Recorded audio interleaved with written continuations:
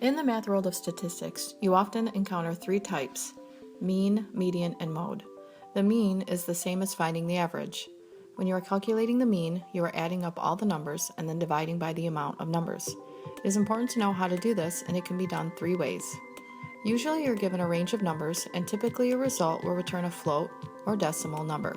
If it doesn't divide evenly, using the round function will more than likely need to be used unless you need the exact number. In this video, we will provide 4 examples: a for loop, 2 one-liners, and our last example using a built-in statistics module.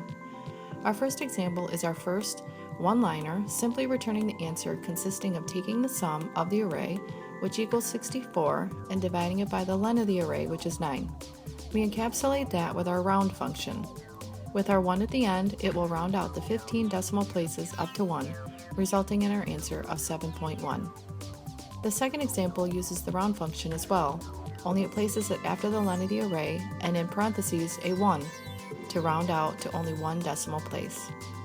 Our third example utilizes a for loop and a variable labeled sum.